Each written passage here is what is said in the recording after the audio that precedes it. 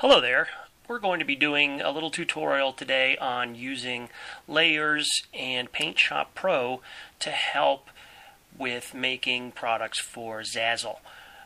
Basically, Zazzle is a company that you can upload your own photographs, artwork, what have you, and make different products out of it. It's called a print-on-demand company. So the program we're going to be using today is Paint Shop Pro, which is a very moderately priced alternative to Photoshop. I do use Photoshop as well as Illustrator, but Paint Shop Pro offers just about the same tools and quality as Photoshop. Not quite, but just about, and it's a fraction of the cost.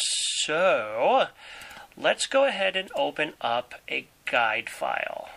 The guide files are provided by Zazzle. They're a little difficult to find. You got to kind of look in there a little bit.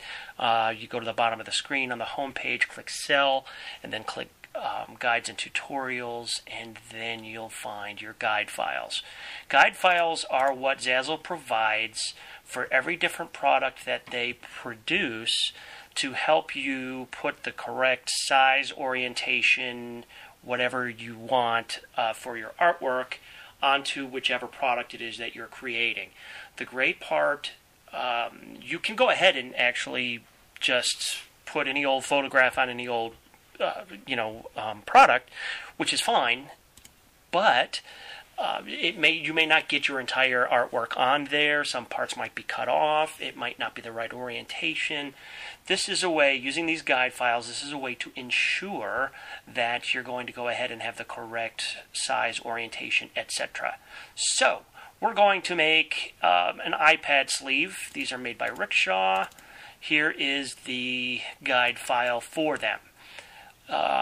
Basically what you want to do is you're going to use this image to size and make sure everything is oriented correctly.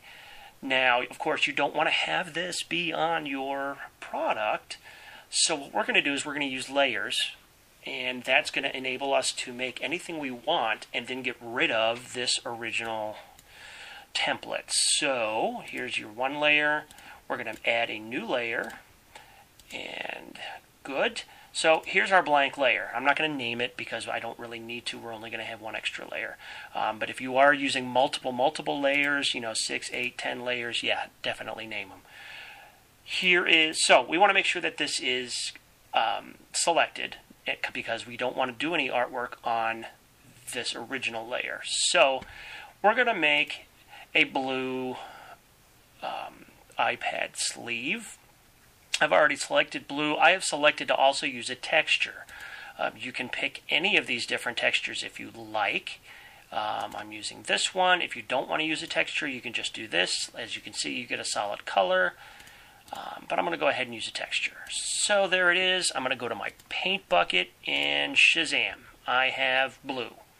That's awesome. As you can see, you can still see the original template behind there because this is not totally solid as a color, but it's pretty close. Now, I'm going to go ahead and put my artwork on here.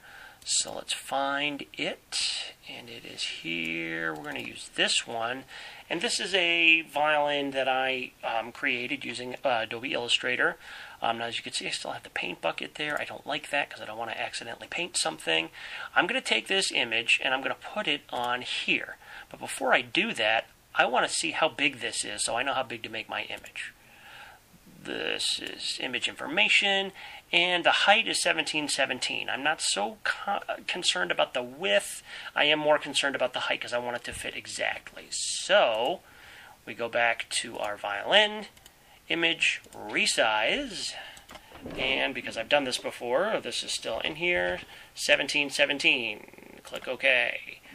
All right, now you've got this. So copy and paste. Now you're going to have a couple of options in both Photoshop and Paint Shop. You're going to have different options for pasting. You do not want to paste as a new image or as a new selection. You want to paste as a new layer. The reason you want to do that is because if something is screwed up on it, then you can just get rid of it and you don't lose your blue or any other work that you may have done already. Alright, now I pretty much like where this is. I'm going to move the layer using this little tool here. Notice only this layer is moving slightly because I have it selected over here. Okay, so now we have our violin here. I want to go ahead and save it. But before I do that, geez, I almost forgot, we got to get rid of this. Very simple. Right-click, delete. Oh, you betcha, I'm sure. Don't worry about these checkerboards behind here because that happens. That's what it looks like when this area is transparent. It's not going to show up on any of your artwork. It's an invisible checkerboard, if you want to call it that. Save as. I always like to save as because I'm using this original. I don't want to overwrite anything that I have before. We would put this in product photos.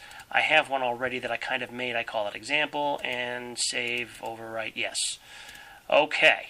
I did skip something here. As you'll notice, I saved it as a PNG. The general rule for Zazzle and website design, if you like, is any graphics like this which should be saved as PNG. Any photograph should be JPEG. The reason that you don't want to have a graphic like this be as a JPEG is because Zazzle does not support transparency in JPEGs as it does in PNG files. If you were to get rid of this, as I'm going to show you right now, and this were all white with the checkered board, then whatever you put this on, that's going to be transparent. So if you put it on a white shirt, it's white. If you're going to put it on a red shirt, it's red, etc., etc. Now, before I close this down, I'm not going to only make a blue one. I might want to make different ones. So we're going to delete that layer that has the blue. It's all gone. Oh, gee, what do? I make a new layer. Okay. And I'm going to do this wrong on purpose. I want this one to be red, so I'm going to choose red. I don't really like that red. I'm going to do more of a burgundy. There we go. Now, go back to my paint bucket, and shazam! Oh gosh, what the heck happened? Well, what happened was I painted over my artwork because this layer is on top of this layer. Not a problem. We can very easily fix that. We just drag that one up and bingo, there you go. So then you would save as again so you don't overwrite your last one, finish up your artwork, all the different things, and then upload to Zazzle, make your products.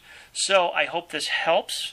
I hope you have a great day, and leave in the comments any questions that you have, and I'll give a good try to answer them. Thanks.